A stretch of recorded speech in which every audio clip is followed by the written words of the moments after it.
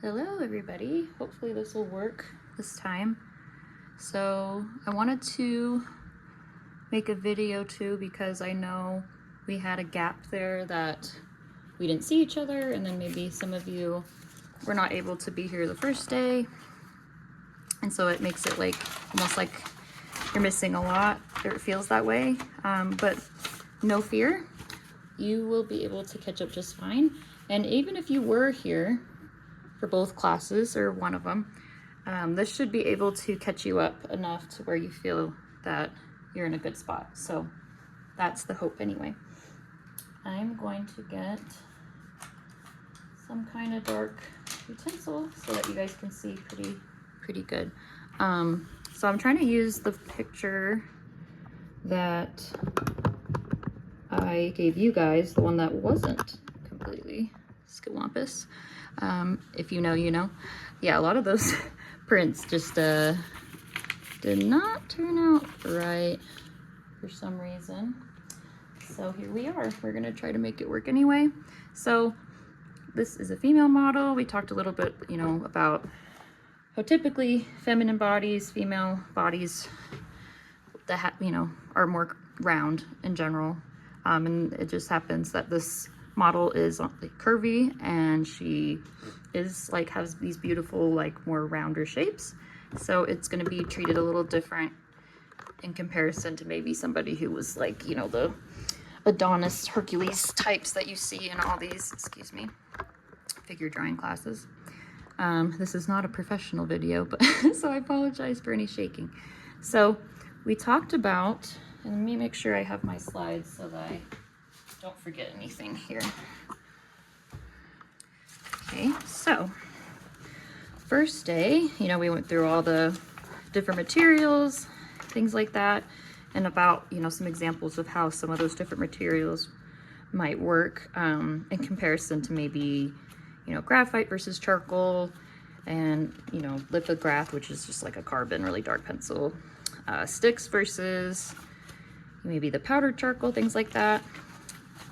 Hopefully you have the slides and you can look at those. Willow charcoal, compressed charcoal, there's so many different options.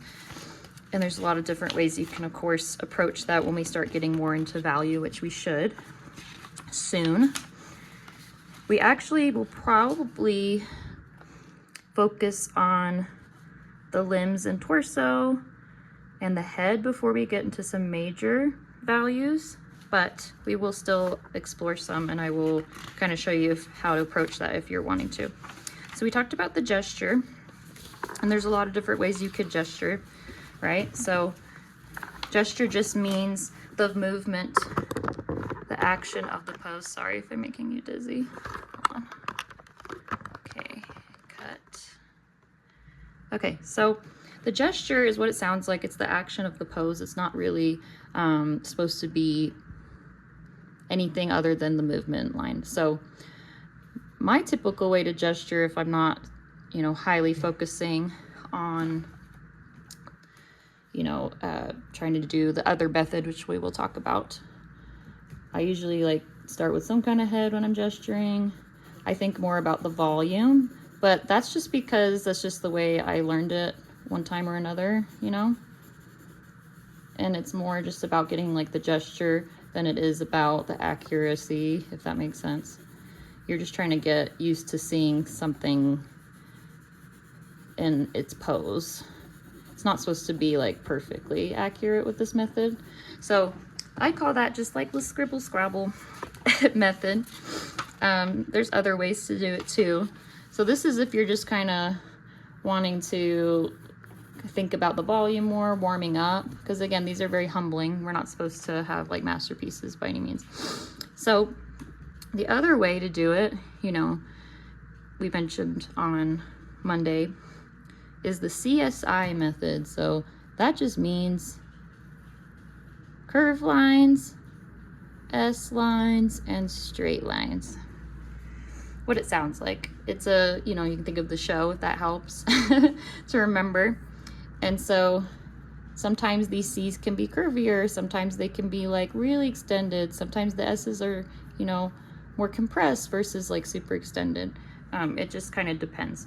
But the rule of thumb for this method, which I think is important, even let's say if you do start with like maybe a gesture that's more loose just to kind of get practice, and you want to do, you know, like a more longer pose where you can actually take a little more time with the gesture, but you want to make sure you're not overdoing the gesture part and overthinking, you know, proportions and things like that.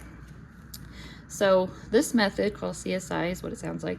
So you're trying to use C's, S lines, and straight lines to create the gesture. So for me, when I look at her, you could start with the head if you want to, like we mentioned. You can kind of just, you know, put one down. I think of the shoulder line being a straight line. I think about even sometimes the torso. You can think of that bra line there. You can think of like this little, well, this is kind of an S curve actually, if you wanted to, or you could just leave it straight. We all see things a little differently. Want to try to match up those lines here. And then line of action, of course, would be some kind of C or S line, because that's usually the movement. If you were to draw on top of her, you could see that it's definitely more of like a C line right there. And then it goes right to the pelvis, or crotch, or whatever, you know, you'd like to call it. And then from there, you could think about like, you know, the outside of the leg, feet.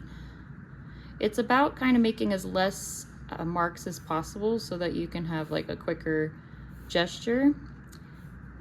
And if you're looking for more, I guess, trying to have like a base of a gesture drawing that could be give you more chance of accuracy, and you're not focusing so much on the volume. But even then, you're not married to anything you put down, right? So let's see, we get, there's this like C here and there, and then there, and then a little one here, little one there, and a whole one there.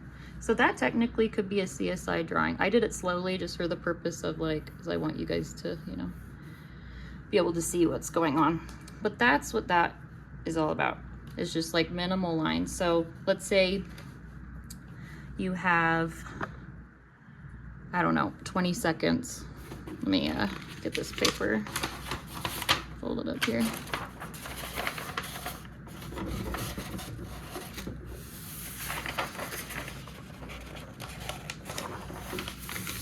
A little easier. Okay, hopefully I didn't give you guys like a vertigo there. Okay, so let's say, you know, I'm never going to be the teacher that's like, oh, you have to do this in 5 seconds. I had some of those like that. My ADHD one doesn't permit it. So let's say you have 10 seconds or 30. Let's start with the 10. So you could even think of the head as that. Come around here, shoulder line, and then, you know, you could do like the stomach, hip, pelvis, what have you, here. And then you don't even have to do like all the lines. You just get just some. It can be literally as minimal as this, like a little stick figure. So if you're going fast, it's really more so about, you know, getting that line of action there. I kind of made that a little low, and then, you know, getting some of the limbs basically. So if that's all you get, that's great. Let's say you have a little bit more time, then depending the pose, of course, because as we learned in class, if you were there, some poses are different. Like you're not always gonna have a pose where you see the face, right? So maybe in with a different pose, it would I wouldn't really need to worry about the head as much. So I like to do some kind of head so I know where at least I'm going. So if I have 30 seconds, I'm like, okay, line of action, you know, there's the neck there, comes around, her navel's here, hip line's there, shoulder line's here, got some limbs there. And then I could even like think about the torso a little bit there. And then because she has underwear, it kind of makes it a little easier.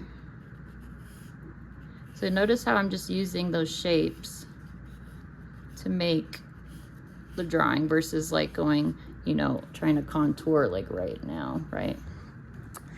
So depending, you know, how experienced you are, or, you know, honestly, a lot of the time it's about how, if you know the model very well, or, you know, how much experience you have, things like that. Even the most experienced artists, if you haven't drawn the model before, it can feel like a little like a first date, like we talked about. So, you know, and as you progress and have more time, then the CSI method, you know, you would kind of fine tune it, adjust it if you need to. It's just kind of like learning how to see these different planes in the simple way, so that we start simple and then work our way to detail. So let's say I have a little more time. I'm like, okay, I guess I could finish that limb. Maybe, you know, that line there's a little bit more curved. I can come back. And then her navel actually should be like somewhere here. I'm actually going to get a new piece. All right, so let's say you're wanting to have a longer pose and you're really curious about the pan pastel. So pan pastel, it's basically oil painting and charcoal's little baby, and it smooths on really well. It's really easily erasable. Not as much, I would say, on the newsprint paper, but it's more forgiving on nicer paper. But for the purpose of the demo, I'm just going to use the newsprint. And for the most part, when you're doing gestures and like learning, you're going to use newsprint. So one way you could do pan pastel with the CSI, it's just going to feel kind of like using a paintbrush. So I'm gonna draw her like a little bigger here.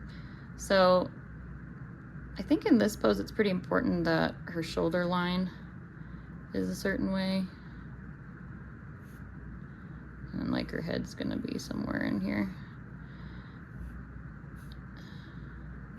So same idea, you're just using, you know, slightly different technique and different medium, but it's the same idea. You're going to still use the CSI method. So there's some C's, there's there, and then technically, you know, this could be a C line. This pose doesn't really seem to have a lot of the S lines, and that's normal if it's not as dynamic, or like the spine isn't stretched as much.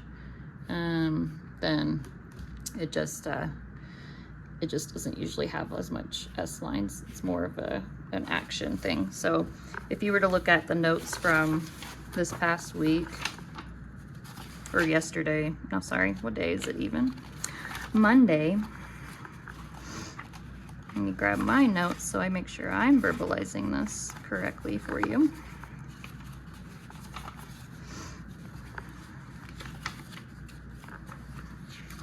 Maybe.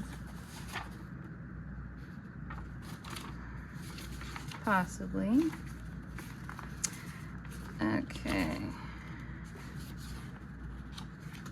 Maybe I ripped the page out on accident, to be honest. No idea. Anyway, so yeah, S's are like more dynamic usually if the spine is curving. So I guess if you wanted to, you could think like, oh yeah, that's, you know, kind of that way, but I think it's more of a C. So let's say you have your beautiful, you know, rough gesture there. Then from here, you would start kind of making some corrections, maybe getting some more of the form. But then as we talked about form building, when we use, you know, cubes, spheres, which usually, you know, some kind of gradient there, and rectangles usually as well, which are similar to square, and then, you know, cylinders. So to start building the form, we need to think about things in the geometric shapes so that we can process and make our brains can make sense of it. Because otherwise we get a little bit lost, especially as you're learning, on how to build the form and see it in the 3D, because our brain wants everything to be very much symmetrical, linear, but you know, the poses, there's going to be perspective, there's going to be all sorts of stuff that makes it so it doesn't look right away accurate, and our brains are going to freak out a little bit, but that's okay.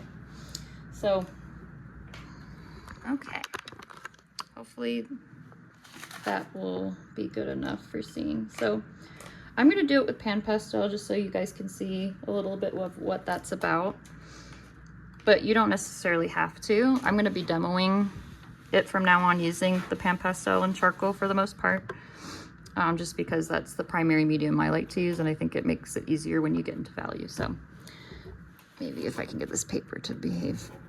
There we go. So I need, and I'm not gonna speed it because I don't have a timer, but I'm gonna still be mindful and not spend, like, you know, the whole 5 minutes or whatever time I have only doing the gesture.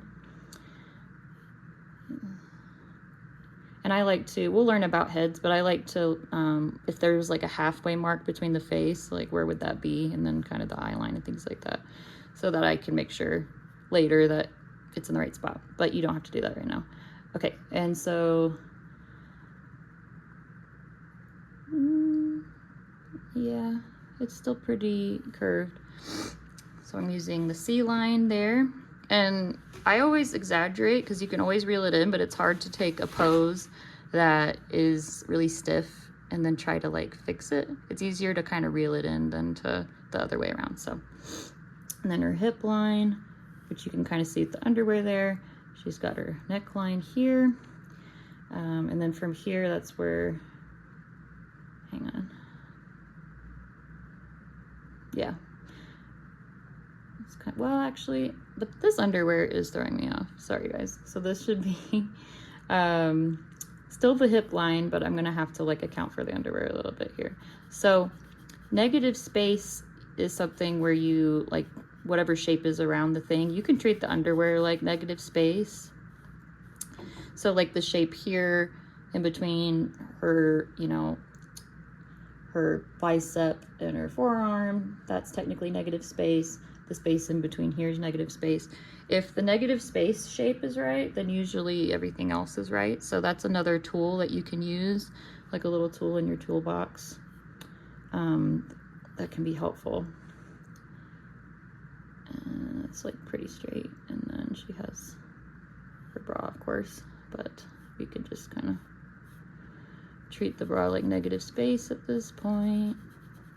We're not married to anything we're doing. Pen pastel is very forgiving. If you're a painter, it's like a really like fun method, in my opinion, because it feels like painting. And then this is actually a C curve, more so. And it's really forgiving, like as long as you don't press too hard, you can erase it very easily with the white eraser, and even the kneaded eraser too.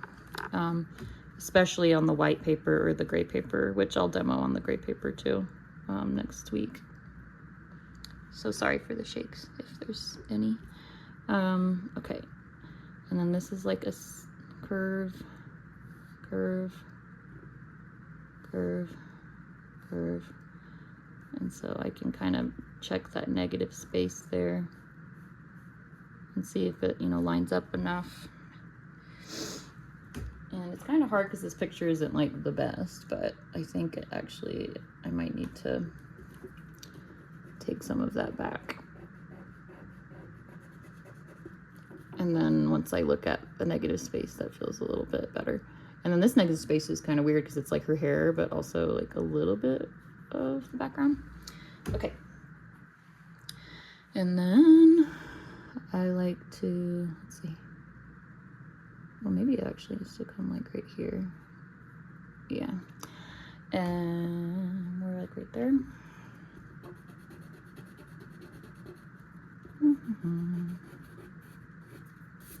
Okay. And then that's her underwear line. I squint sometimes to kind of try to get that negative space as well. So there's that curve here. And then she actually has like her leg that's gonna come kind of curved straight there. And then this leg comes in front, so I need to make sure that curve goes, you know, maybe even more so there and there. And then there's the knee. And then this guy. I'm actually gonna get the negative space in here. So let's say you're having issues with like, I don't know if it's the right proportions, things like that. So relatively women are 7.5 heads and men are like 8, depending the height. That's just like a generalization for sure though. So halfway here, like from the hip to the head should be about half, and then that should be about half. I have longer legs, so it's a little different, and everybody is slightly different in proportions, but like, you know, some people have long legs or long arms. But generally, if you follow that guideline, it can help you get to a more accurate place.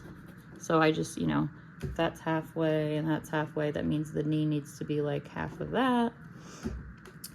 So make sure that knee is there. And get the thigh, little, you know, not thigh, sorry, her foot there and her calf.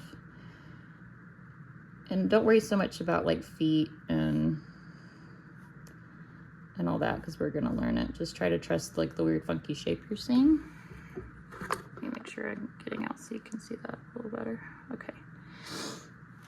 And again, even when you're doing this, and I've been at this for a little bit, like sometimes you just are still learning how to see the model. It's like an awkward first date. So you just have to give yourself some grace and make some adjustments when you need it. Like this definitely goes like up like that. Sometimes it's actually, I think, and sometimes it's easier to have underwear, but sometimes it's also can be harder because you're having to like really measure it versus when someone's naked. Like, I don't know. Anyway, that's like a random tangent. Okay. And then, yeah, I think her thigh actually does need to be a little bigger there. We got a curvy woman. Okay, and so I'm going to do the negative space in between to check what's happening. Make sure I'm getting it like relatively, you know, the right spacing in between and things like that. Because if that's correct for the most part, then we should be on the right track. Another thing I like about pan pastel is that not only is it forgiving, but it makes you have to be loose. Like you can't do like a ton of rigid detailing or contours with it. So it really does force you to use that CSI like shape building. And I think that can be really good when you're learning. Okay, getting somewhere. I'm gonna give her a little gravity here. So she's like we know that she's like not just floating in space. Okay, so let's say you got that down. How do we do the form building? So you could still do this with the pan pastel and the eraser. If you want to use the pencil, you can. Just kind of depends on like your persuasion, what you like. But you don't know what you like until you try stuff. So I would just try it just doing it with this to keep yourself loose if you're, you know, if you are doing the pan pastel method. I'm gonna try to get that negative space a little bit out so I can actually do the bra there. Okay, it's a little flatter going up. Yeah, and using like this triangle shape like has a nice point to it. There's different angles you can use, so that's why I like it, but the other ones work too for sure. So if you don't have this specific one, it's okay. Okay, so she's curvy, so that makes it honestly sometimes easier to see the shapes. You're just having to think of like the volume in a different way than if you were doing like somebody like who's super skinny. I like curvy models. I think it's super fun to draw people who are curvy. So we think about the planes of the body. When I'm looking at her, I know we can see like the front of her thigh there. And then like a little bit of the side here. So it's almost like a squished prism, almost like a block of cheese, honestly. But at least that's what it kind of looks like right now. But what this is telling me is that my eye is like, okay, I'm seeing the front there and I'm seeing like some sides, but that's like the area that the planes of the leg change. So like the knee here, knees are kind of interesting. It just kind of depends the person. I feel like celebrities all have like these crazy, amazing knees, like, or they're like really muscular. I just don't understand. But there's like planes to that too. So sometimes honestly, I'll just do a sphere. If they're like really curvy and you're not seeing as much of the bone, I'll just treat the knee like a sphere. And so that I remember, hey, like that's a joint and that's like an apparatus where it, like my leg can only move in XYZ. And then I'm seeing, this is kind of actually more the front of her thigh. She's turned. And then that's the side. So with the pan pastel, you are welcome to, like, if the part that, you know, is in shadow, or the part that is not like getting, you know, the direct light, or the front, I'll just kind of like indicate it with a little bit of value to being like, oh yeah, that's that is where the planes of the knee change. Like, so like the knee, for example, if it was a sphere, like that would be the darker area, and then it get, you know, there's some light that catches more on this side. And then I'm seeing pretty much most of the side of this guy here. And then she has like that insane muscle. She's probably a dancer right here. And I'm just slowly building the shapes. So I know that obviously she's wearing a bra, but like usually I'll make the chest some kind of cube or rectangle, so it helps me to remember like where things are. So like the chest, above the chest here, it's on a different plane because there's volume here. And then like the side of her bra and even like some of her arm, it's like if it was on, you know,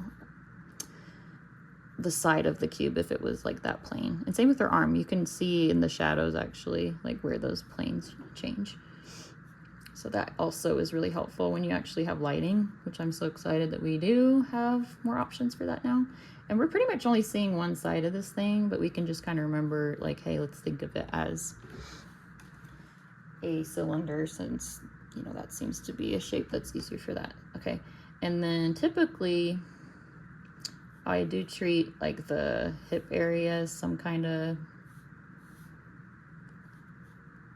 square too. So I know like on this side, which you can see in the picture, like a better quality picture anyway, that there's shadow here because it turns, like we are seeing her hip, right? And then inside here, you know, obviously it's like organs and stuff like that, so it's softer. So I just kind of let that be. But there's like a turning point where this is like shifting. So it's gonna be a little messy at first, especially with the pan pastel, but just like bear with me, it'll be okay. So the next part would be, how do we combine and make sense of the shapes that we just made? So this is where you're gonna get your eraser, possibly also your pencil. I have a pencil I'm gonna use to do some of like the finer detail. I have shaky hands, so I like to have a lot of options. So that being said, how do we combine these? So typically between different curves, which you can see on a curvy person sometimes more easily, there's these shapes that some artists will call the T shapes or the Y shapes. And it's essentially like the folds of something that is extending or contracting, from like limbs to, you know, ankles, knees, elbows, things like that. Even the neck can have them as well. I even see one a little bit right here. So why are those important? Well, because it helps us to like, it gives our eye like, oh, like this part of the body is above this part of the body. It's folding, because we're not, you know, we're not like robots where our joints are just like perfectly, you know, aligned. We have skin and flesh and all those fun stuff. Like you can see here where her elbow and forearm kind of come together. There's that natural like Y T shape that happens because it's folding over. So it's important as artists, especially in figure drawing. Sorry, I'm trying to make sure I'm not blocking you guys and I'm getting it in here.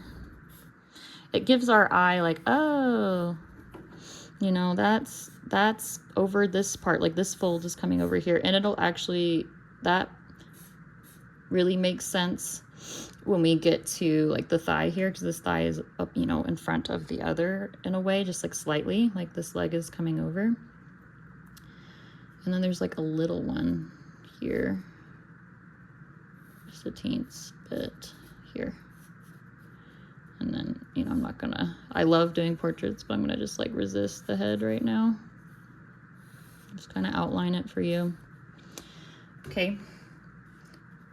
And that's like where the line should be. And then her eyes are gonna come over this way. And then her nose line is somewhere over here. And then her lip line somewhere there. Okay. Anywho, so that's one of those lines. You see it in here a little bit. It's just like a little detail. It's kind of like putting, at least for me, like when I paint, you like feel a little lost sometimes. And you feel, oh, like there's not, like none of these colors or layers are making sense. And then when you start, you know, weaving them together, connecting them together, then you're like, oh, okay, that feels better. It's kind of just a little fine-tuning thing that makes a difference in your drawings in general. Okay. And then over here. So just fine-tuning. See, I'm not married to anything that's in this drawing. Excuse me. And then I'm just gonna outline the bra. I'm not super like stressed about that. Okay. So we're not worrying about clothing right now anyway, so. And then it comes up, and then around, and back down. I know that part's gonna be darker, so I'm just gonna indicate that. And then you don't really see like her like chest line too much in this photo, but if we were to have like a close-up of it, there's something probably going on in this realm here. But just trust what you see at that point. Okay, and then we need the belly button here. And then I need to come down. And see, there's even that little like curve that happens here. That's indicating that her spine is not straight and that she's like kind of like arching just a little bit.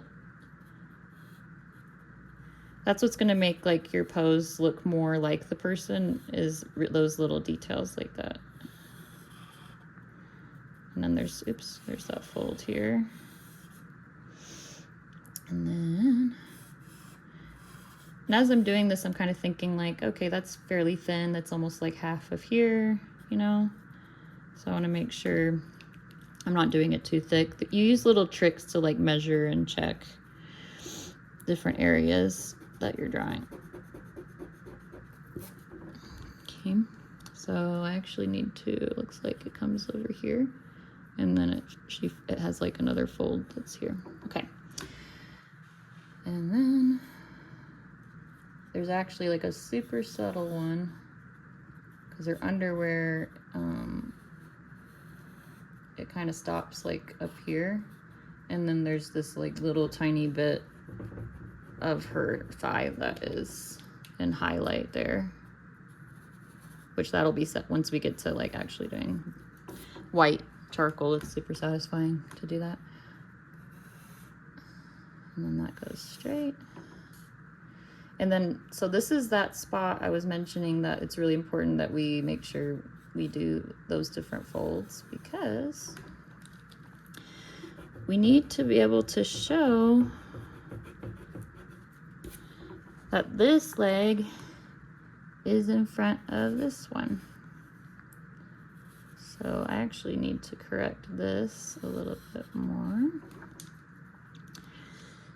I'm getting to know her too. I haven't drawn this model, you know, on this day, in this time, and this, you know, world events that happen. So just, it's an awkward date that's like very forgiving awkward date.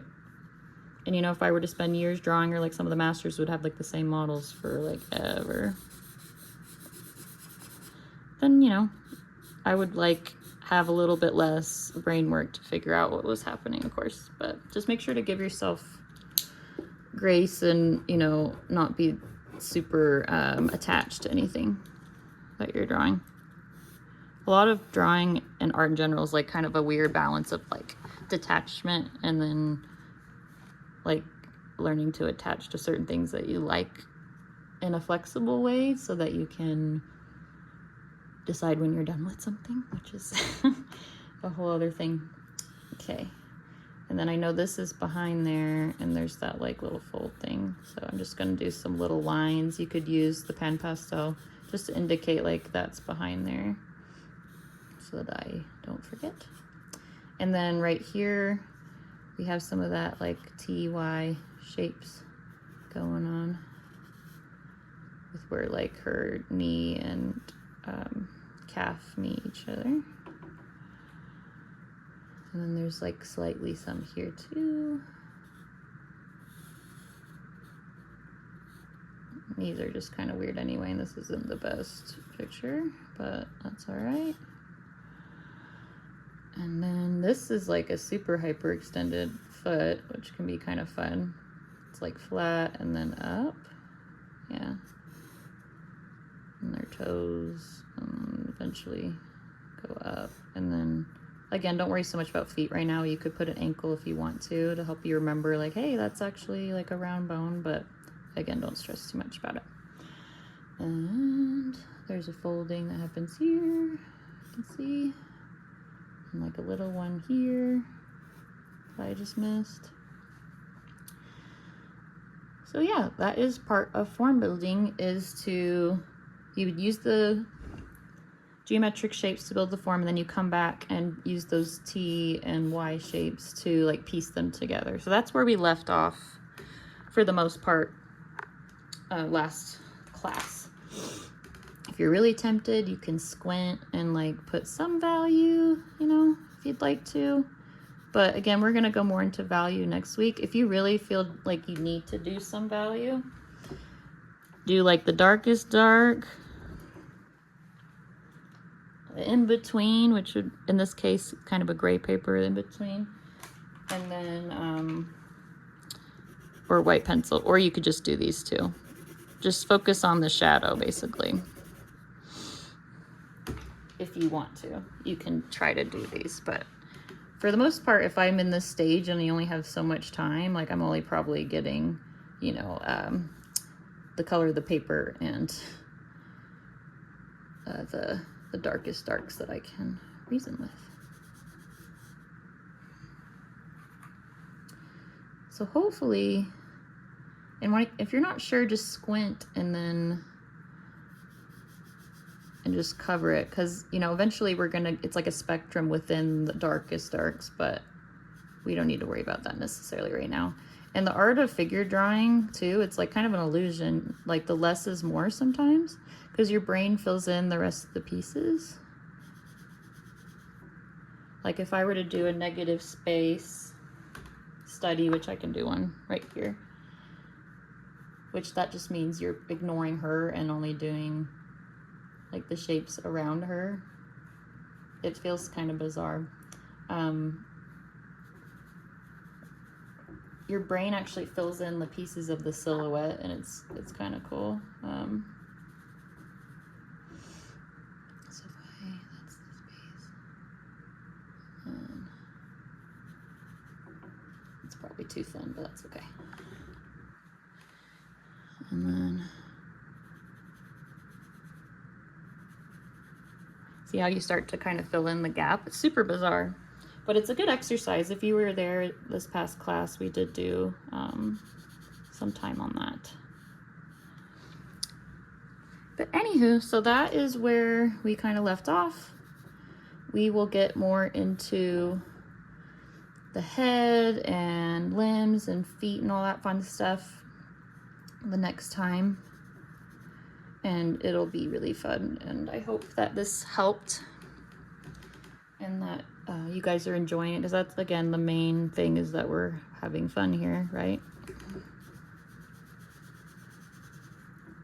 And I might just because I can't help myself, do some of that reflected light that's like right here, because that also is technically like not part of the shadow. So yeah. hopefully that helped, and we will talk more about it as we go on. And again, like, it's not going to be you just watch somebody once and then you're good and know what to do. So that's why I wanted to record this, at least like one example, so that you guys could have something to refer back to, because sometimes it's nice to be able to replay and things like that. So hope you all are well, and I will see y'all soon.